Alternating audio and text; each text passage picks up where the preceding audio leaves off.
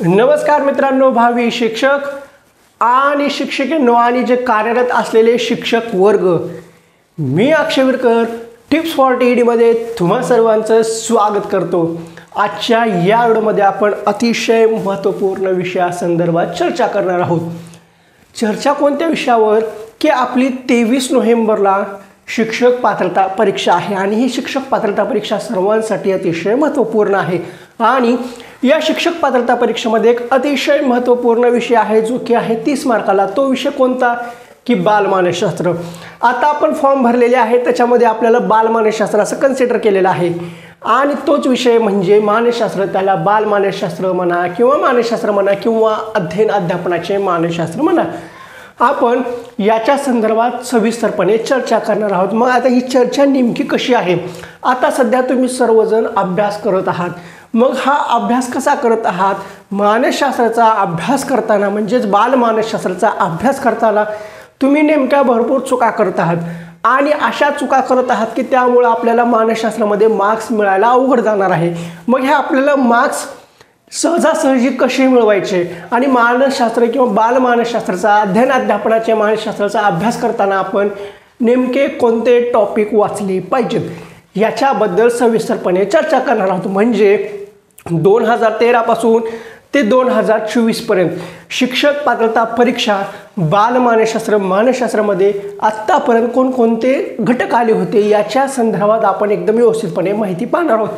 Video थोडासा मोठा होईल पण हा तुमच्यासाठी अतिशय महत्त्वपूर्ण असणार आहे आणि तुम्हाला 30 पैकी 30 मार्क मिळवून देऊ शकतो। बरेच जण अभ्यास करताना शिक्षक पात्रता परीक्षेचा अभ्यास करताना बालमानसशास्त्राचा अभ्यास करताना काय करत आहात की सगळ्यांना खूप जणांना माहिती झाली की बाबा मानसशास्त्रामध्ये किंवा बालमानसशास्त्रामध्ये प्रश्न कुठे विचारले जातात की जे काही फडके प्रकाशनचं पुस्तक आहे याच्यामधून प्रश्न विचारले जातात। आता फडके प्रकाशनचं पुस्तक म्हणजे जे DEDला आहे हे जुन्या अभ्यासक्रमाचं पुस्तक आहे, याच्यामधून प्रश्न विचारले जातात हे असं सगळ्यांना माहिती आहे। पण ह्या पुस्तकामध्ये फक्त 7 टॉपिक आहेत। आता 2013 ते 17 पर्यंत फक्त आणि फक्त याच पुस्तकामधलं विचारलं जायचं कुठलं फडके प्रकाशनचं जे जुन्या अभ्यासक्रमाचं DEDचं आहे। पण 2017च्या नंतर पॅटर्न खूप बदलत गेलेला आहे। मग ह्या पॅटर्नमध्ये बदलत गेल्यानंतर खूप बारकाव्याने टप्प्याटप्प्याने पॅटर्न बदलत गेलेला आहे। मग सध्याच्या घडीला सुद्धा सर्व शिक्षक बंधू आणि भगिनी आहेत किंवा जे कार्यरत शिक्षक असलेले आहेत ते सुद्धा फक्त फडके प्रकाशनचं पुस्तक वाचून मानसशास्त्र किंवा बालमानसशास्त्राचा अभ्यास करण्याचा प्रयत्न करत आहेत। तर ही अतिशय गंभीर बाब आहे आणि ही अतिशय चुकीची आहे। याच्यातून तुम्हाला 30 पैकी 30 मार्क मिळण्याची शाश्वती देता येत नाही आहे किंवा शाश्वती नाहीच आहे, कारण याच्यामध्ये खूप बारकावे आहेत, फरक आहेत, टप्प्याटप्प्याने बदल गेलेले आहेत। मग आता नेमका आपल्याला मानसशास्त्रामध्ये कोणकोणत्या घटकाचा अभ्यास करायचा आहे, कोणते घटक वाचायचे म्हणजे नेमका सिलेबस काय आहे तो आपण व्यवस्थितपणे समजून घेऊ। आता हे पहा, ज्यावेळेस तुम्ही फडके प्रकाशनचा अभ्यास करणार आहात त्याच्यामध्ये तुम्हाला 7 टॉपिक भेटतात जे की मी इथं पार्ट 1 मध्ये दिलेलं आहे आणि ह्याच्यामध्ये कोणकोणते घटक आहेत ते सुद्धा व्यवस्थित समजून घेऊ। आता इथं तुम्हाला पहिला घटक दिसत आहे जे की फडके प्रकाशनच्या पुस्तकातला आहे, अध्ययन अध्यापनाचे मानसशास्त्र स्वरूप आणि चर्चा। ह्या स्वरूप आणि चर्चेमध्ये जे काही पहिला टॉपिक आहे याच्यामध्ये नेमकं काय आहे हो, याच्यामध्ये प्रत्येक शास्त्रज्ञाच्या व्याख्या आहेत। व्याख्या कोणाकोणाच्या आहेत? ॲरिस्टॉटल। आत्म्याचे शास्त्र म्हणजे मानसशास्त्र ॲरिस्टॉटल, मनाचे शास्त्र मानसशास्त्र, मानव मानवेतर वर्तनाचे शास्त्र ते मानसशास्त्र, पुन्हा ब्रूनची व्याख्या आहे, मॅकडूलची व्याख्या आहे, मनची आहे। मग आता हा मानसशास्त्राच्या पहिल्या घटकाचा अभ्यास करताना आपल्याला कसा करावा लागतो, तर जे काही शास्त्रज्ञ आहेत आणि त्यांनी जे काही व्याख्या सांगितलेल्या आहेत ह्या व्याख्या आपण जर भांडणाच्या स्वरूपात जर समजून घेतल्या तर आपल्याला ह्या व्याख्या लवकरात लवकर पाठ होतात। म्हणजे कसं, ॲरिस्टॉटल येतो, ॲरिस्टॉटल म्हणतो आत्म्याचे शास्त्र, मग दुसरा शास्त्रज्ञ येतो मनाचे शास्त्र, दुसरा शास्त्रज्ञ येतो मानवेतर प्राण्याचा अभ्यास करणारे शास्त्र ते मानसशास्त्र, आणि पुन्हा वेगवेगळे मानव प्राणी यांचा अभ्यास करणारे शास्त्र, पुन्हा नंतर एक वेगळा शास्त्रज्ञ येतो वर्तनाचा अभ्यास करणारे शास्त्र म्हणजे मानसशास्त्र। ही कोणाची व्याख्या तर वॅटसनची आहे। असे वेगवेगळे शास्त्रज्ञ आहेत, यांच्यामध्ये भांडणं लागलेली आहेत आणि त्या भांडणाच्या स्वरूपात जर आपण व्याख्या समजून घेतल्या तर आपल्याला हा पहिला घटक कुठला आहे, अध्यापनाचे मानसशास्त्र स्वरूप व चर्चा हे समजून जातं. हा झाला फक्त व्याख्यांचा भाग. त्याच्यानंतर ह्या घटकामध्ये आपल्याला काय भेटतं, वेगवेगळ्या पद्धती आहेत. आत्मनिरीक्षण पद्धती, बाह्य निरीक्षण, सर्वेक्षण आहे, प्रायोगिक पद्धती आहे. मग याच्यामध्ये त्यांच्या हे आहे ते फायदे आहेत, तोटे आहेत, याच्यावर प्रश्न असतो. हा इतका छोटासा टॉपिक संपला हा फडके प्रकाशनमध्ये. याच्यामधले बरेचसे प्रश्न येत असतात, पण आता थोडासा पॅटर्न केलेला आहे, ह्यांना वगळून चालत नाही, हे करावंच लागतं. त्यानंतर आहे अध्ययन प्रक्रिया, स्वरूप व उपपत्ती. याच्यामध्ये खूप महत्त्वाचा घटक आहे आणि याच्यामध्ये खूप सारे उपपत्ती आहेत. आता ज्यावेळेस तुम्ही 2013चा पेपर उचलून जर बघितला, त्याच्यामध्ये तुम्हाला फक्त वन लाईनर प्रश्न भेटतात. वन लाईनर म्हणजे अभिजात अभिसंधान उपपत्ती कुणाची आहे, सानिध्य अभिसंधान उपपत्ती कुणाची आहे, स्किनरची उपपत्ती कोणती आहे, प्रयत्न प्रमाण उपपत्ती कुणाची आहे, मग जे काही व्याख्या आहेत ती व्याख्या कुणाची आहे, असं सिंगल लाईन तुम्हाला 2013ला भेटलं होतं. पण नंतर टप्पा वाढत गेला, परीक्षा वाढत गेली, पॅटर्न बदलत गेला. मग आता आपण 2025मध्ये आहोत, आणखी पॅटर्न बदललेला आहे. मग ह्या अध्ययन प्रक्रिया, स्वरूप उपपत्तीमध्ये काय आहे, अभिजात अभिसंधान उपपत्ती आहे, सानिध्य अभिसंधान उपपत्ती आहे, पुन्हा पॅव्लोवची उपपत्ती आहे, स्किनरची आहे, थॉर्नडाईकची आहे, मग त्यांचा प्रयोग आहे. ह्या सर्वांची माहिती आपल्याला अध्ययन प्रक्रिया, स्वरूप आणि उपपत्तीमध्ये भेटते. म्हणजे अध्ययन प्रक्रिया कशी आहे, सहज आहे, नैसर्गिक आहे, याच्या संदर्भात आपल्याला दुसऱ्या टॉपिकमध्ये माहिती भेटून जाते. आणि अतिशय महत्त्वाचा हा तिसरा घटक, अध्ययनावर परिणाम करणारे घटक. हा जर टॉपिक जर तुम्हाला समजायचा असेल तर हा मानसशास्त्राचा प्राण, बालमानसशास्त्राचा प्राण, आत्मा, सर्व अध्ययनावर परिणाम करणारे घटक. अतिशय महत्त्वपूर्ण टॉपिक आणि अतिशय महत्त्वपूर्ण आणि खूप मोठा अथांग समुद्र असल्यासारखा हा टॉपिक. मग याच्यामध्ये आपल्याला काय पाहायला भेटतं, अध्ययनावर परिणाम करणारे घटक कुठले आहेत, जन्मपूर्व, जन्मानंतर, मग त्याच्यावर अनुवंशाचा परिणाम होतो का, वातावरणाचा परिणाम होतो का, परिवेश म्हणजेच वातावरणाचा परिणाम होतो का, ह्या घटकाचा अभ्यास इथं पाहायला भेटतो. मग त्याच्यानंतर याच्यामध्ये बुद्धिमत्ता एक घटक येतो, बुद्धिमत्तेच्या व्याख्या आहेत, मग बुद्धिमत्तेच्या कसोट्या आहेत, मग बुद्धिमत्तेचे प्रयोगसुद्धा आहेत, मग बुद्धिमत्तेसाठी कोणते प्रयोग केलेले याच्या संदर्भात आपल्याला इथं माहिती आहे. मग त्याच्यानंतर कल्पना आहे, भावना आहे, प्रतिमा आहे, स्मृती आहे, विस्मृती आहे, मग अध्ययन वक्र आहे, अध्ययनाचा परिणाम कसा होतो, अध्ययन कसे चालते, मग जे काही आपण वाचतो ते वाचलेलं आपल्याला कितपत लक्षात राहतं, मग त्याचे टप्पे आहेत, डोळ्याने किती ज्ञान भेटतं, कानाने किती भेटतं, हे सगळं आपल्याला अध्ययनावर परिणाम करणाऱ्या घटकावर भेटतं. हे खूप मोठा घटक आहे. त्याच्यानंतर बोलू आपण अध्ययनाचे संक्रमण. आता ह्या अध्ययनाच्या संक्रमणामध्ये आपल्याला काय अभ्यास करायचा असतो, अतिशय छोटा, एकदम छोटा, 1 मिनिटामध्ये सुद्धा टॉपिक संपून जातो. कसं, अध्ययनाचे संक्रमण. या अध्ययनाच्या संक्रमणामध्ये काय आहे, आपण जे काही अध्ययन करतो ते केलेले अध्ययन आपल्याला कितपत अवगत झाले, म्हणजे त्या अध्ययनाचे संक्रमण कसे झाले, मग त्या अध्ययनाच्या आपण जे काही घेतलेले अध्ययन आहे त्या अध्ययनाचा आपल्याला दुसरीकडे उपयोग झाला का, जर उपयोग झाला तर ते झालं धनसंक्रमण. आता याच्या अध्ययनाच्या संक्रमणामध्ये 3 छोट्याशा संकल्पना आहेत. कुठल्या, धनसंक्रमण, ऋणसंक्रमण आणि शून्य संक्रमण. मग या धनसंक्रमणामध्ये आपण जो काही अध्ययन केलेला आहे किंवा जे काही कौशल्य काही आत्मसात केलेलं आहे त्याचा जर उपयोग आपल्याला दुसरीकडे झाला तर ते धनसंक्रमण. म्हणजे आपण सायकल चालवायला शिकलो, ती सायकल चालवायला शिकलेली आपल्याला स्कूटी चालवताना त्याचा उपयोग झाला तर ते झालं धनसंक्रमण. मग आता आपण जी काही सायकल चालवायला शिकलो, ती सायकल चालवायला शिकलेली आपल्याला ट्रक चालवायलामध्ये त्याचा उपयोग होतो का, अजिबात नाही, ते झालं ऋणसंक्रमण. मग शून्य संक्रमण काय असतं, म्हणजे जे काही आपण अध्ययन केलेलं आहे, अभ्यास केलेला आहे, जे काही कौशल्य आत्मसात केलेलं आहे त्याचा आपल्याला कुठंच उपयोग झाला नाही किंवा त्याचा धनात्मकही परिणाम झाला नाही आणि ऋणात्मकही परिणाम झाला नाही, ते झालं शून्य संक्रमण. मग धनसंक्रमणाची उदाहरणं, शून्य संक्रमणाची उदाहरणं, ऋणसंक्रमणाची उदाहरणं याच्यावर परीक्षेत प्रश्न येतात. धनसंक्रमण म्हणजे काय, ऋणसंक्रमण म्हणजे काय, शून्य संक्रमण म्हणजे काय,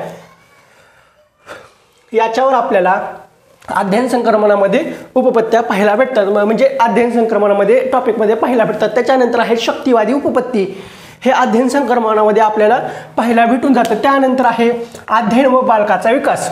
आता अध्ययन व बालकाचा विकास हा वयोगटानुसार आहे. वयोगट कुठला? भ्रूण अवस्थेपासून प्रौढ अवस्थेपर्यंत, याचा सर्वांचा अभ्यास आपल्याला अध्ययन व बालकाच्या अवस्थेमध्ये भेटतो. एवढाच अभ्यास आहे का? नाही. मग याच्यामध्ये त्या बालकाचे शारीरिक, मानसिक, भावनिक, बौद्धिक कौशल्य, मग त्याचे तो लहान असताना बालक कसा आवाज काढतो, त्याचे अवधान कसे केंद्रित करून घेतो, ह्या सगळ्यांचा अभ्यास इथं करायचा असतो. मग त्याचे शारीरिक कौशल्य कुठले आहेत, मानसिक कौशल्य कुठले आहेत, ह्या सगळ्यांचा अभ्यास आपल्याला अध्ययन व बालकाच्या विकासामध्ये करायचा असतो, जो की तुम्हाला फडके प्रकाशनच्या पुस्तकामध्ये भेटून जातो आणि आपल्या नोट्स आहेत त्या नोट्समध्ये सुद्धा भेटून जातो. आपण त्याच्याकडे वळू, पण अगोदर सिलेबस एकदम थोडंसं समजून घ्या. त्यानंतर आहे अध्ययन प्रक्रिया, अध्यापनाची अध्यापन पद्धती व तंत्र. आता हे पहा, थोडंसं इथे क्लिष्ट आहे. फडके प्रकाशनचं ज्यावेळेस तुम्ही पुस्तकाचा अभ्यास करायला जातात त्यावेळेस तुम्हाला तिथं अध्ययन प्रक्रिया हा म्हणून टॉपिक पाहायला भेटतो. पण ज्यावेळेस तुम्ही आपल्या नोट्स घेतलेल्या असतील किंवा घेणार आहात त्याच्यामध्ये तुम्हाला इथं आपला 6वा टॉपिक काय पाहायला भेटतो? अध्यापन पद्धती व तंत्रे, हे आपल्या नोट्समध्ये पाहायला भेटतं. इथं अध्ययन प्रक्रियेमध्ये फक्त तुम्हाला सोय अध्ययन, पुन्हा ते निरीक्षण, वेगवेगळ्या पद्धती आहेत ना, आत्मनिरीक्षण, ते आपण वरती पाहिलेलं आहे. आपण भूगोलाचा अभ्यास कसा करतो, इतिहासाचा अभ्यास कसा करतो आणि अध्ययन प्रक्रिया कशी चालते, विद्यार्थी अध्ययन कसे करतात, याच्या संदर्भात ही अध्यापनाची पद्धती किंवा तंत्रे याच्यामध्ये अभ्यास करायला भेटतो. पण आता जे काही आपण फडके प्रकाशनच्या पुस्तकामधला अभ्यास करणार आहोत त्याच्यामध्ये इथं आपल्याला तुम्हाला तिथं फक्त लिमिटेड भेटतो. पण ज्यावेळेस आपण आपल्या नोट्स केलेल्या आहेत त्याच्यामध्ये तुम्हाला अध्यापन पद्धती व तंत्रेमध्ये एकदम विस्तृत स्वरूपात अभ्यास करायला भेटतो किंवा विस्तृत स्वरूपात नोट्स मिळून जातं. म्हणजे त्याच्यामध्ये चर्चा पद्धती आहे, चर्चा पद्धतीचे प्रकार कुठले आहेत, मग वेगवेगळ्या प्रवृत्त्या कुठल्या आहेत, ह्या सगळ्या प्रकल्प पद्धती, आधार पद्धती, ह्या सगळ्याचा अभ्यास तुम्हाला आपल्या नोट्समध्ये विस्तृत स्वरूपात भेटून जातो. पण इथं अध्यापन प्रक्रियेमध्ये ज्यावेळेस आपण फडके प्रकाशनच्या हातामध्ये भेटतो त्यावेळेस लिमिटेडमध्ये भेटतो. हा बदल झालेला आहे आणि तो बदल परीक्षेला आलेला आहे आणि तो बदल आपण आपल्या नोट्समध्ये केलेला आहे. त्यानंतर 7वा टॉपिक आहे शिक्षकांचे व्यक्तिमत्व. आता शिक्षकांचे व्यक्तिमत्व आदर्श असावे, शिक्षक चांगला असावा, असा असावा, तसा असावा, त्याचे वर्तन, हे ते सगळं ह्या साध्या बऱ्याचशा गोष्टी शिक्षकाच्या व्यक्तिमत्वामध्ये दिलेल्या आहेत. आपण सुद्धा आपल्या नोट्समध्ये दिलेल्या आहेत. मग आता तुम्ही अभ्यास करताना फक्त एवढ्या 7 घटकाचा अभ्यास करताय, पण हे 7च घटक परीक्षेमध्ये आहेत का ह्याचा विचार कधी केला आहे का? आणि ज्यावेळेस तुम्ही फॉर्म भरलेला आहे, फॉर्म भरताना वेळेस अभ्यासक्रम पाहिलेला आहे, त्याच्यामध्ये तुम्हाला काय दिलेलं आहे? हो, असं दिलेलं आहे का हे 7 घटक येणार आहेत असं दिलेलं आहे का? नाही. विशेष गरज असणारी बालके, विद्यार्थ्यांचा वयोगट आणि विद्यार्थ्यांचे वर्तन, अध्ययन प्रक्रिया याच्यावर आधारित अभ्यासक्रम असेल असं दिलेलं आहे.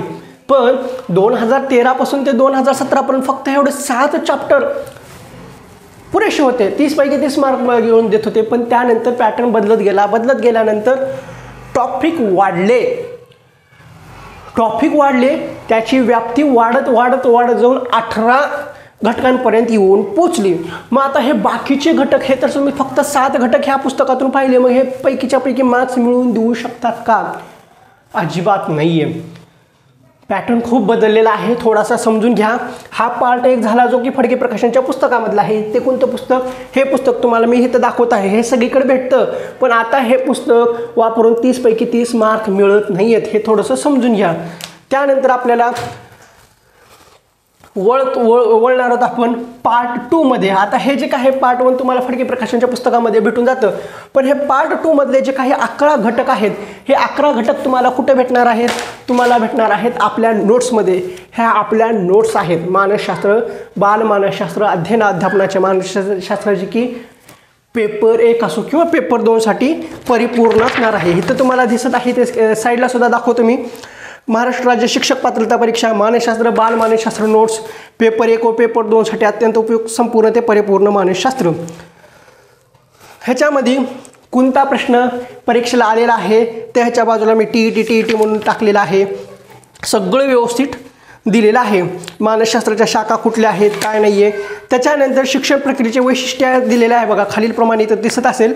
त्याच्यामागे मी तुम्हाला खाली टिप दिलेली आहे. ह्या टिपमध्ये काय दिलेलं आहे, परीक्षेमध्ये आहेच्या ठिकाणी नाही आणि जातीच्या ठिकाणी नाहीच्या ठिकाणी आहे, नाहीच्या ठिकाणी होय असं केलं जातं आणि आपल्याला फसवलं जातं.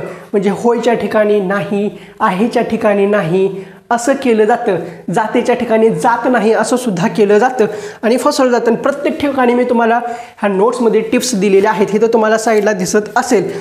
एकदम एकदम व्यवस्थित आहे. तुम्हाला फडके प्रकाशनमधून फक्त हे 7 घटक पाहायला भेटतात, पण बाकीचे 11 घटक कुठले आहेत ते सुद्धा पाहणार आहोत. पण हे 11 घटक तुम्हाला पाहण्यासाठी वेगवेगळ्या पुस्तकांचा आधार घ्यावा लागतो. वेगवेगळे पुस्तकं कुठले हो, वेगवेगळे पुस्तकं कुठले, आता तुम्हाला अगोदर एका मिनिटामध्ये मी बाकीचे चॅप्टर कुठले आहेत ते सांगतो. बाकीचे चॅप्टर आहेत पार्ट 2 मध्ये. प्रमुख मानसशास्त्रज्ञ, मानसशास्त्रज्ञावर 2 प्रश्न असतात, पेपर 1 असो किंवा पेपर 2.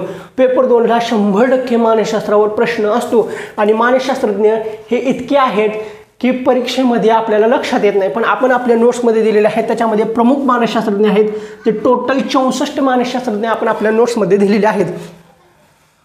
त्यानंतर आहे विशेष गरजा असणारी बालके.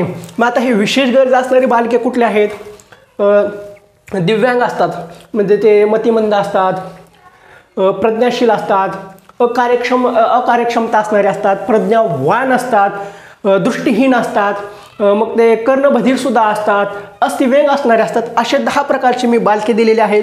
त्यांचे लक्षणं दिलेले आहेत, त्यांच्यावर काय महत्त्वाचे ऑब्जेक्टिव्ह आलेले आहेत ते दिलेले आहेत आणि त्यांच्यासाठी कोणत्या शाळा आहेत हे सुद्धा प्रश्न विचारले जातात, ते सुद्धा आपण आपल्या नोट्समध्ये दिलेले आहेत. आता तुम्हाला ह्याचा अभ्यास करायचा झाला तर मार्केटमध्ये तुम्हाला सेपरेट पुस्तक भेटून जातं. विशेष गरजा असणारी बालके करायचं झालं तर तुम्हाला मार्केटमध्ये याच्यासाठी सेपरेट पुस्तक घ्यावं लागतं. त्यानंतर आहे संरक्षण यंत्रणा. आता ह्या संरक्षण यंत्रणा आपण आपल्या नोट्समध्ये तब्बल 15 दिलेल्या आहेत. मग ह्या संरक्षण यंत्रणा कुठे भेटतात हो, कुठंच भेटत नाही आहेत. ह्या संरक्षण यंत्रणा भेटण्यासाठी आपल्याला काय करावं लागतं, हे जे 12वीचं मानसशास्त्र आहे तडसरे सरांचं, हे पण आहे फडके प्रकाशनचं, ह्या पुस्तकामधून तुम्हाला ह्या संरक्षण यंत्रणा भेटून जातात. पण हे पुस्तक आता कधीचं आहे, 2007च्या अभ्यासक्रमाचं आहे आणि ह्या अभ्यासक्रमामधल्या संरक्षण यंत्रणा आत्ता आपल्याला मानसशास्त्राला येत आहेत आणि याच्यामधला बराचसा टॉपिक वैफल्य असो, कर्ट लिव्हिनचा संघर्ष प्रकार असो, तो सुद्धा याच पुस्तकातून तुम्हाला विचारला जातो.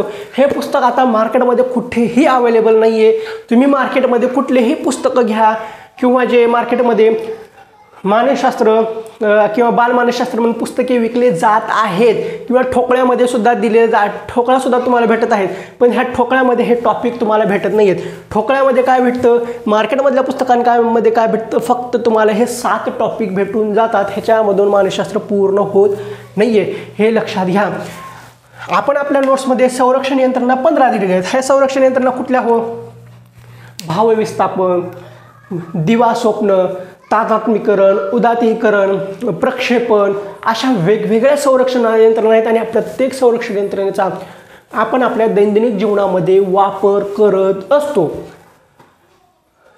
त्यानंतर आहे मानसशास्त्रातील विविध शोध आणि जनक, हे आपण सेपरेट काढून दिलेलं आहे, चार्ट स्वरूपात दिलेलं आहे. एका दृष्टिक्षेपामध्ये तुमचा हा चॅप्टर कंप्लीट होऊन जातं.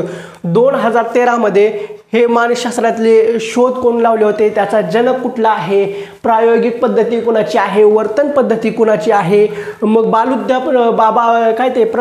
बालउद्यान पद्धती कोणाची आहे, फ्रोबेल कशासाठी आहे, क्रिडेन पद्धती कोणासाठी आहे, ह्या सगळ्या पद्धती कोण काढलेले आहे, त्याचा शोध कोण लावलेला आहे, त्याचे जनक कोण आहेत, ह्याचा सेपरेट चार्ट आपण किंवा सेपरेट चॅप्टर तयार करून दिलेला आहे. तुम्हाला कुठल्याही पुस्तकामध्ये भेटणार नाहीये, नाकी फडके प्रकाशनच्या पुस्तकामध्ये सुद्धा हे भेटणार नाहीये. मार्केटमध्ये हा चॅप्टर तुम्हाला कुठंच भेटून जात नाहीये. त्यानंतर आहे 12वा चॅप्टर, व्याख्या. अतिशय महत्त्वाचा, परीक्षेमध्ये 2 मार्क मिळवून देणार, पेपर 1 असो किंवा पेपर 2. ह्या व्याख्या कशा दिलेल्या आहेत, आपण असं एकदम डिटेलमध्ये दिलेल्या आहेत का नाही. व्याख्या आपण कशा दिलेल्या आहेत, हिंट स्वरूपात दिलेल्या आहेत, एकदम शॉर्ट दिलेल्या आहेत. आता आत्म्याचे शास्त्र ही व्याख्या एवढं व्हायचं. आत्म्याचे शास्त्र आत्म्याचे शास्त्र ॲरिस्टॉटल आत्म्याचे शास्त्र ॲरिस्टॉटल आत्म्याचे शास्त्र. एकदम ट्रिकनुसार आपण व्याख्या तयार करून तुम्हाला दिलेल्या आहेत. ह्याच्यामध्ये तुम्हाला अध्ययनाच्या व्याख्या, अध्यापनाच्या व्याख्या भेटून जातात, मानसशास्त्राच्या व्याख्या भेटून जातात, शैक्षणिक मानसशास्त्राच्या व्याख्या भेटून जातात, व्यक्तिमत्वाच्या व्याख्या भेटून जातात, बुद्धिमत्तेच्या व्याख्या भेटून जातात. सगळ्या व्याख्या तुम्हाला एकाच घटकामध्ये सेपरेट काढून दिलेल्या आहेत. त्याही शॉर्ट स्वरूपामध्ये प्रत्येक पेपरला व्याख्या विचारल्या जातात. त्यानंतर आहे मानसशास्त्र व मानसशास्त्र एक विज्ञान शाखा. हे चॅप्टर तुम्हाला कुठं पाहायला भेटतो? हो, हे चॅप्टर तुम्हाला 11वीच्या पुस्तकामध्ये पाहायला भेटतं. सध्याच्या अभ्यासक्रमामध्ये का नाही, मागच्या अभ्यासक्रमामध्ये. सध्या 11वी-12वीचा मानसशास्त्राचा अभ्यास बदललेला आहे. त्याच्या अगोदर वेगळा होता, त्याच्या अगोदर वेगळा होता. हे तुम्हाला जुन्या अभ्यासक्रमाच्या ह्याच्यामध्ये भेटतं. म्हणजे म्हणजे 2 वर्षापूर्वीच्या 2022-23च्या अभ्यासक्रमामध्ये हे तुम्हाला मानसशास्त्राचे एक विज्ञान शाखा हा चॅप्टर भेटून जातो. त्यानंतर आहे मानवी शरीरातील विविध ग्रंथी. आता हा टॉपिक खरं पाहायला गेला तर विज्ञानाचा भाग आहे, पण विज्ञानाचा भाग असून सुद्धा हा आपला मानसशास्त्राचाच भाग आहे. हे कसं आवळे जावळे असल्यासारखे, रामश्याम असल्यासारखे, जुळे बंधू असल्यासारखे, एकबीज द्विभुज असतात ना, हे तसं आहे. हे जुळे आहेत, तिळे सुद्धा असतात, तसे हे जुळे आहेत. मानवी शरीरातील विविध ग्रंथी, ह्या ग्रंथी विज्ञानामध्ये पण आहेत, पण त्याचा जास्त परिणाम आपल्या मानवी वर्तनावर होतो. मानवी वर्तन तसे घडते. मानवी शरीरातील ज्या काही विविध ग्रंथी आहेत त्या ग्रंथीचे प्रमाण जास्त झालं तर काय परिणाम होतो, त्याचे प्रमाण कमी झाले तर काय परिणाम होतो, हे आपल्या ह्या चॅप्टरमध्ये पाहायला भेटतं. मग कंठस्थ ग्रंथी आहे, कंठस्थ ग्रंथी आहे. थायरॉक्सिन नावाचा स्राव, त्याचं प्रमाण कमी झालं जास्त झालं याच्यावर आधारित प्रश्न असतात. मग हे झाल्यानंतर काय होतं, ते कमी करण्यासाठी काय करावं लागतं, कोणकोणत्या ग्रंथी आहेत, कंठस्थ ग्रंथीतून कोणता स्राव येतो, उपकंठस्थ ग्रंथीतून कोणता असतो, मस्तिष्क ग्रंथी आहे. हे वेगवेगळ्या ग्रंथीचा आपल्याला ह्याच्यामध्ये अभ्यास करायचा असतो. पण हे तुम्हाला कुठल्या पुस्तकात भेटतं का? अजिबात नाही आहे. ह्याच्यासाठी तुम्हाला एकतर विज्ञान पुस्तकं चाळावे लागतात, नाहीतर याच्यासाठी एक मार्केटमध्ये सेपरेट पुस्तकसुद्धा भेटून जातं. पण हे आपण आपल्या नोट्समध्ये तुम्हाला भेटून जातं. सिंपल आहे, जास्त पुस्तकं फिरायची गरज नाही. त्यानंतर आहे वैफल्य. छोटासा आहे, एकदम छोटासा टॉपिक दिलेला आहे. जेवढं महत्त्वाचं आहे तेवढं. असं वैफल्य ही करायचं म्हणजे डिप्रेशन, अतिशय खतरनाक. ह्याच्यासाठी तुम्हाला 1-2 हजारो पुस्तकं भेटून जातात, पण तेवढे हजारो पुस्तकं आपल्या परीक्षेला कामाला आहेत का? नाही. जेवढं महत्त्वाचं आहे तेवढं आपण आपल्या चॅप्टरमध्ये दिलेलं आहे, नोट्समध्ये दिलेलं आहे, परीक्षेला तेवढंच विचारलं जातं. त्यानंतर आहे कर्ट लिव्हिंगचा संघर्ष प्रकार. आता कर्ट लिव्हिंग हा कोणाला माहीतच नाही आहे. आपण पहिल्या दुसऱ्या टॉपिकमध्ये तुम्हाला कर्ट लिव्हिंग भेटून जातो, पण कर्ट लिव्हिंगचा संघर्ष प्रकार सुद्धा आहे. हे तुम्हाला कुठल्याच पुस्तकामध्ये भेटणार नाही आहे. फडके प्रकाशनच्या पुस्तकामध्ये तर अजिबातच भेटणार नाही आहे. तुम्ही सध्याची 11वी-12वीची पुस्तकं वापरा, त्याच्यामध्ये सुद्धा तुम्हाला भेटणार नाही आहे. मार्केटमधले पुस्तकं पहा, त्याच्यामध्ये सुद्धा भेटणार नाही आहे. पण परीक्षेला 2021ला विचारला होता, त्यावेळेस मी शिकवला होता. 2021ला मी मानसशास्त्र एकदम जबरदस्त शिकवलं होतं आणि त्याच्यामध्ये हा तुम्हाला कर्ट लिव्हिंगचा संघर्ष प्रकार शिकवला होता आणि तोच परीक्षेला आला होता. त्याच्या अगोदर कधी पडला नव्हता. मला वाटलं की पडल, मग मी शिकवला, एकदम व्यवस्थितपणे शिकवला, परीक्षेमध्ये पडला. पेपर 1लाही आला आणि पेपर 2लाही आला. प्रत्येकाचे 2-2 मार्क फिक्स झाले. काय आहे कर्ट लिव्हिंगचा संघर्ष प्रकार?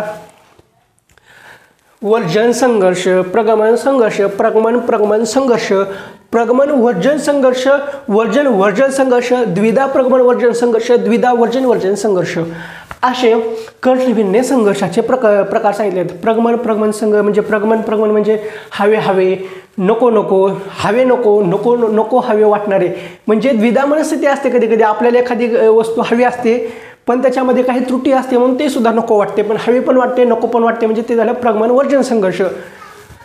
एकदम सोप्या स्वरूपामध्ये तो आपण आपल्या नोट्समध्ये दिलेला आहे. ह्याच्यावरला व्हिडिओसुद्धा आहे.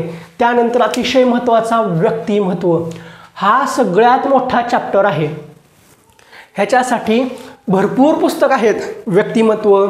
व्यक्तिमत्वाचे, व्यक्तीचे वर्तन, व्यक्तिवर्तन, व्यक्तिभेद, व्यक्तीमधील भेद, असे वेगवेगळे पुस्तक आहेत.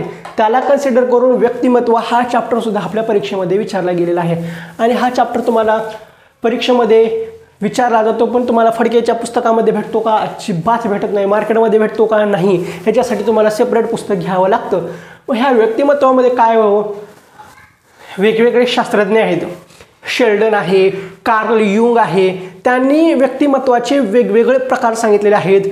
मग स्थूल आहे, लठ्ठ आहे, अतिलठ्ठ आहे, दंडगोल आहे, पुन्हा ते पित्ताशय असतं, त्याच्यासारखे वर्णन केलेले आहे. व्यक्तीचे वर्तन केलेले आहे. म्हणजे व्यक्तीचं वर्तन कसं असतं किंवा व्यक्ती कसा असतो त्याच्यानुसार त्याचे वर्गीकरण केलेले आहे.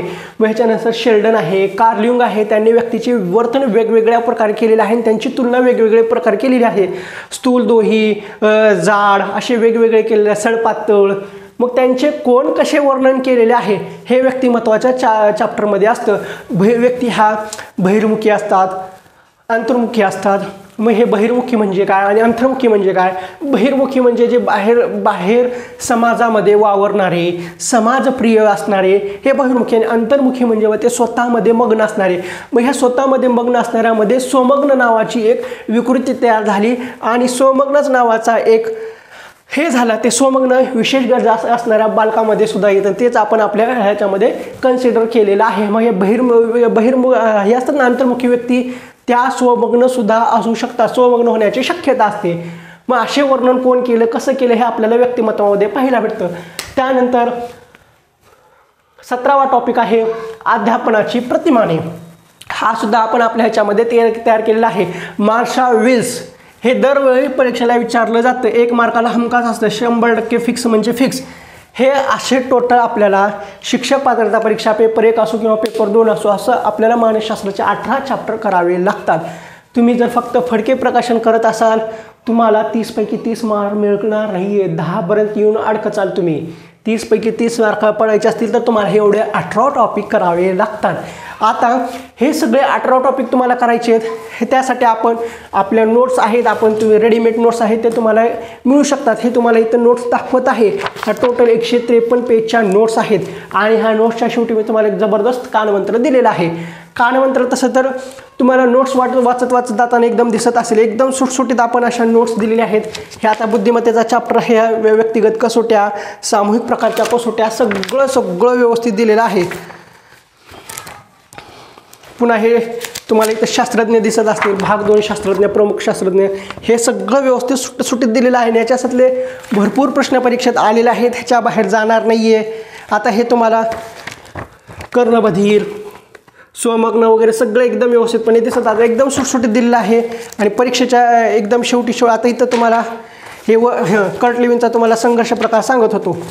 हे कर्ट लिव्हिनचा संघर्ष प्रकार, प्रगमन संघर्ष, आता त्याच्यावरलाच इथं दिलेला आहे, मी उल्लेख केलेला आहे. TET मध्ये पडलेलं वर्जन संघर्षावर परीक्षेमध्ये प्रश्न आला होता. उदाहरणार्थ टेटची परीक्षा पण नको आणि MPSC पण नको, TET मध्ये पडलेला प्रश्न आहे. इथं फक्त उदाहरण बदलून दिलेलं आहे, मी परीक्षेत आलेलं आहे आणि एकदम विस्तृत स्वरूपात दिलेलं आहे. तुम्हाला एकदम व्यवस्थित चार्ट स्वरूपामध्ये सुद्धा पाहायला भेटेल. आता हे पहा, बऱ्याचशा ठिकाणी मी असे चार्टसुद्धा दिलेले आहेत आणि प्रत्येक ठिकाणी मी तुम्हाला टिप्ससुद्धा दिलेली आहे. हे सगळे 18 चॅप्टर हे आपण आपल्या नोट्समध्ये इन्क्लूड केलेले आहेत. ह्या तुम्हाला नोट्स घ्यायच्या असतील तर ह्या कशा घ्यायच्या ते सुद्धा अगोदर एकदा सांगतो. आपल्या नोट्सचं नाव काय आहे?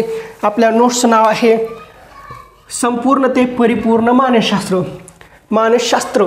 आता हे तुम्हाला नोट्स कशा भेटतील तर हे नोट्स तुम्हाला व्हॉट्सअपला PDF स्वरूपात भेटतात. याची किंमत 351 रुपये आहे. कारण 30 पैकी 30 100% मार्क्स भेटतात. ह्याच्या बाहेरच्या परीक्षेमध्ये काहीच येणार नाही आहे आणि ह्या नोट्स तुम्हाला व्हॉट्सअपला PDF स्वरूपामध्ये भेटून जातात. तुम्हाला त्याची प्रिंट करायची असेल तर तुम्ही ते करू शकता, पण आवश्यकता नाही आहे. एकदा वाचलं पुन्हा मानसशास्त्र वाचायची गरज लागणार नाही. एकदम व्यवस्थितपणे दिलेलं आहे. आता नोट्स कशा घ्यायच्या? हा मोबाईल नंबर दिलेला आहे 89 99 65 38 15. त्यानंतर 99 70 96 11 44. ह्या दोन्हीपैकी कोणत्याही नंबरला तुम्ही फोनपे करा, गुगल पे करा, त्याचा स्क्रीनशॉट व्हॉट्सअपला पाठवा, तुम्हाला नोट्स भेटून जातील. तेही PDF स्वरूपात आणि तुम्हाला 30 पैकी 30 मार्क मिळून जातील. आता सगळ्यात महत्त्वाचं आपण वळू, जे काही संदर्भ ग्रंथ आहेत आपण ह्या नोट्ससाठी वापरलेले, तुम्हाला सांगितलं ना अगोदर 10-12 पुस्तकं हँडल करावी लागतात. त्याच्यानंतर सगळं मिळून एवढं फापट पसार आहे. तो आपल्याला एकत्र भेटून जातो. नुसतं फक्त फडके प्रकाशन वाचून 30 पैकी 30 मार्क मिळणार आहेत का? अजिबात नाही. हे सगळं करावे लागतं. मग ह्यासाठी संदर्भ ग्रंथ काय आहेत? फडके प्रकाशनचं पुस्तक आहे, BEdचं कुलकर्णी सरचं पुस्तक आहे, जे की सध्या अस्तित्वातच नाही आहे, भेटतच नाही आहे. अभ्यासक्रम बदलला आहे BEdचा. आता BEdचा अभ्यासक्रम करायचा झाला तर जे DEdला एक पुस्तक होतं मानसशास्त्राचे, तेच BEdला आता त्याचे 4 पुस्तकं करून दिलेले आहेत. ते आता सध्या काही कामाचं नाही. हे जुनं पुस्तक महत्त्वाचं आहे. त्यानंतर 11वी 12वी जुनं, कधी 2010चं, मी 2007चं सुद्धा दाखवतो. त्यानंतर 11वी 12वी जुनं, पुन्हा करंट चालू असलेलं विशेष गरज असणारी बालके हे तुम्हाला सेपरेट पुस्तक भेटून जातं, ते सुद्धा करावे लागते. आणि विद्यापीठाचे पुस्तकं वाचावे लागतात. तर कुठं एवढा तुमचा फापट पसारा पूर्ण होऊन जातो. आता मी तुम्हाला एकदम व्यवस्थितपणे सांगतो.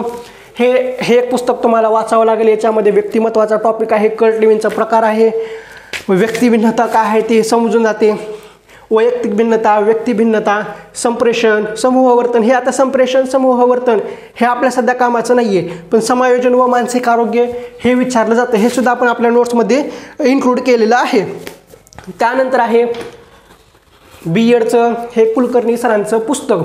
आता हे काय आपल्याला यूज करावं लागतं माहिती आहे का? ज्यावेळेस 2019ला TETची परीक्षा झाली त्यावेळेस मानसशास्त्र विचारलं. हे पहा, KV कुलकर्णी सरांचं BEdचं हे आवृत्ती कधीची आहे? 30 जुलै 1977ची.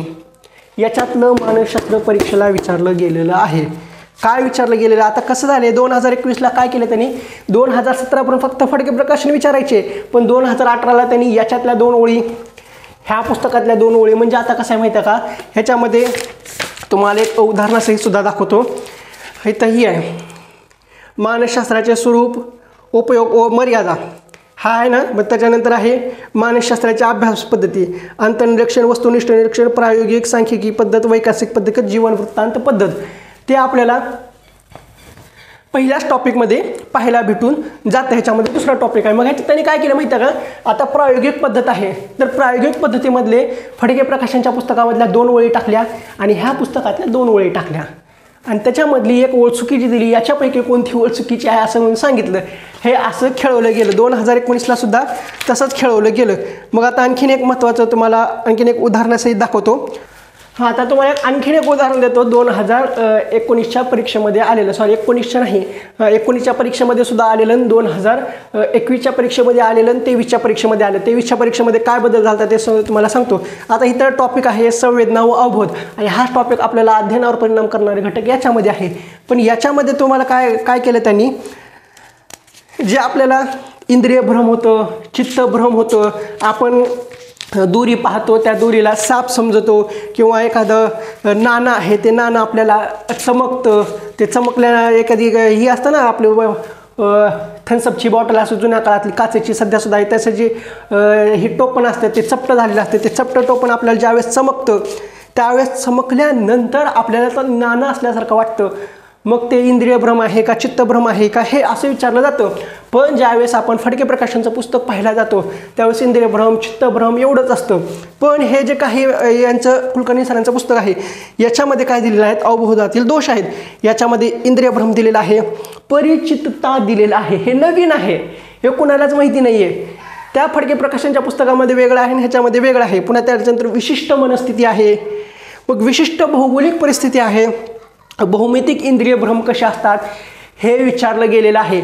उदाहरणं त्या पुस्तकामध्ये तेच आहेत, तेच उदाहरण विचारलेले आहेत, पण त्याला कोणता भ्रम म्हणतात ते फडके प्रकाशनच्या पुस्तकामध्ये एक्सप्लेन केलं नाही आहे. ते तुम्हाला ह्या पुस्तकामध्ये एक्सप्लेन केलेलं दिसून येतं, पण हे आपण आपल्या नोट्समध्ये दिलेलं आहे.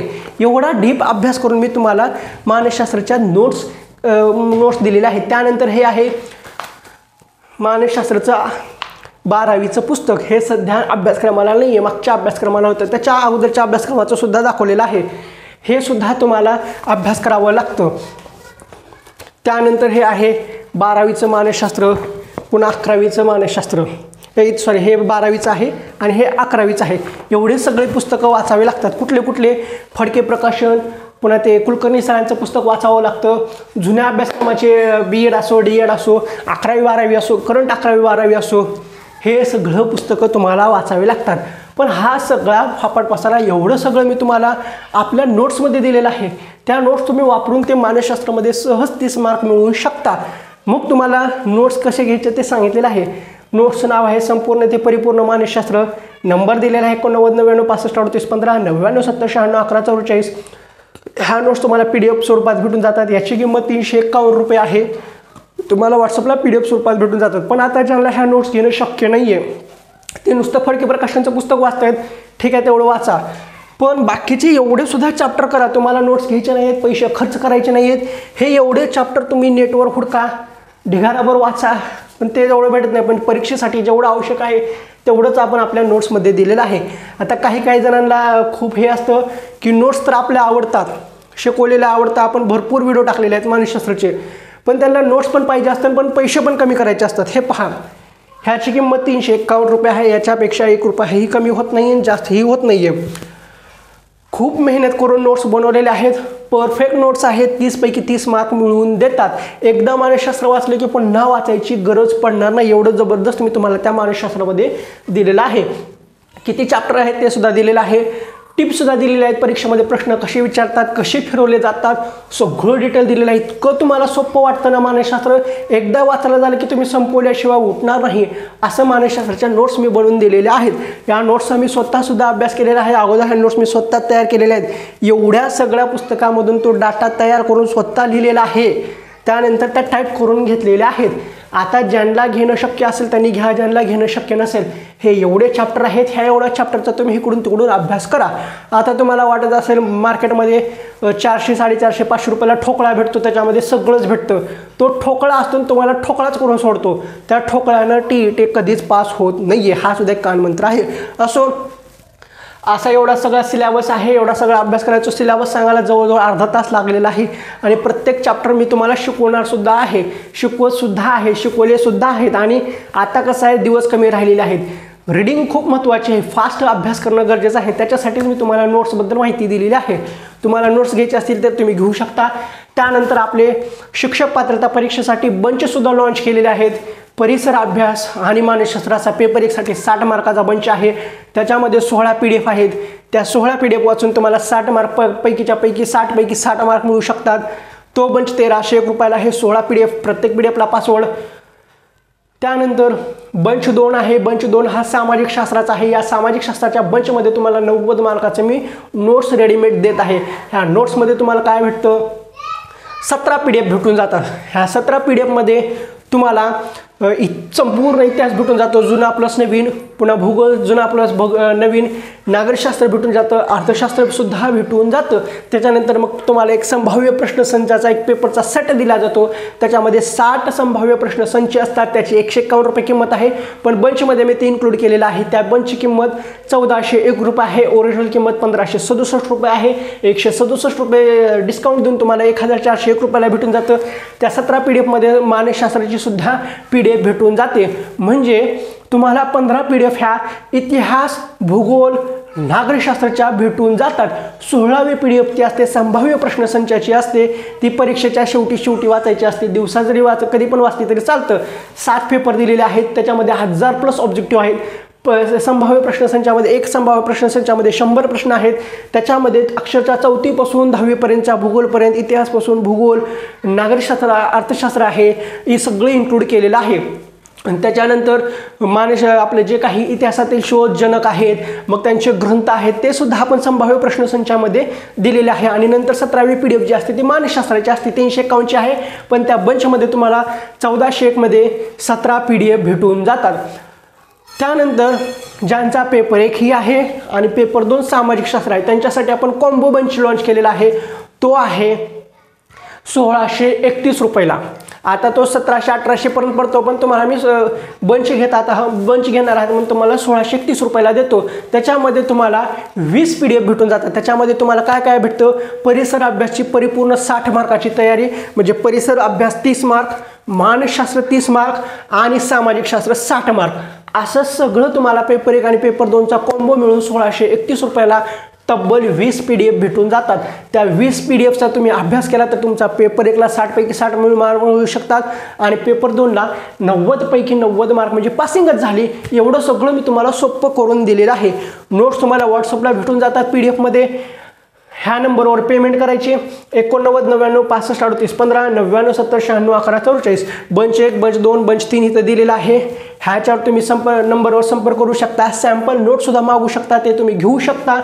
सॅम्पल नोट्स आवडल्यानंतर नोट्स घ्या किंवा नोट्सचे व्हिडिओसुद्धा टाकलेले आहेत ते पाहून घ्या. आणि हे पहा, माझं प्रामाणिक मत आहे की दिवस खरंच खूप कमी राहिलेले आहेत. ह्या दिवसामध्ये तुम्ही फक्त रीडिंग करणं गरजेचं असतं, ना की जास्त व्हिडिओ बघणं. डोळ्याने जास्त व्हिडिओ बघणं सध्याच्या काळाला चुकीचं आहे. फक्त जेवढं तुम्ही आत्ता रीडिंग करचाल, वाचन करचाल तेवढं महत्त्वाचं असतं. त्यामुळं पटकन बंच घेऊन टाका. पैसे गेलेले हरकत नाही आहेत, पण तुम्ही TET 100% पास होचाल. ज्यांचा पेपर 1 आहे त्यांनी 60 मार्काचा बंच घेऊन घ्या. व्हिडिओ बघणं बंद करा. बंच घेऊन त्याचा अभ्यास करायला, वाचन करायला चालू करा. 2 रीडिंगमध्ये तुम्हाला 60च्या 60 मार्क्स मिळून जातात आणि 2 रीडिंग आराममध्ये होऊन जातात. बंच 2चं पण तसंच आहे. पेपर 2चं सामाजिक शास्त्राचं 90च्या 90 मार्क मी तुम्हाला रेडीमेड देत आहे, तुमच्या हातात देत आहेत. फक्त तुम्हाला काय करायचं आहे, 1401 रुपयाला तो बंच घ्यायचा आहे. 90 मार्क घ्यायचे आहेत ना, ते 1401 रुपये जाऊ द्या. असंही तुम्ही हॉटेलमध्ये इकडे तिकडे फिरायला गेला तर तेवढं खर्च होणार आहेत. फटाके फोडलेले आहेत दिवाळीमध्ये, 3-3 हजार 4-4 हजार 5-5 हजारचे फटाकडे फोडलेले आहेत. कपडे बिपडे घेतलेले एवढा मोठा खर्च केलेला आहे. थोडासा नोट्ससाठी सुद्धा खर्च होऊन जाऊ द्या. नोट्स घ्या, तुम्ही 100% पास होचाल. माझं ह्याच्यात काही जात नाही, फक्त तुम्ही पास व्हावं अशी माझी इच्छा आहे. आणि ह्या दिवसामध्ये फक्त आणि फक्त वाचन करण्यावर भर द्या. तुम्ही नक्कीच जास्त चांगलं रीडिंग करा, नक्कीच तुम्हाला जास्त मार्क्स भेटून जातील. असो, सगळं व्यवस्थितपणे सांगितलेलं आहे. तर आजच्या या व्हिडिओमध्ये इथंच थांबू. तुम्हाला हा व्हिडिओ कसा वाटला तो कमेंट बॉक्समध्ये सांगा. आवाज थोडासा वेगळा येत असेल कारण वातावरणच तसं आहे. कधी ऊन आहे, कधी पाऊस आहे. पाऊस तर आणखीन दिवाळी संपली तरी पाऊस संपत नाही आहे.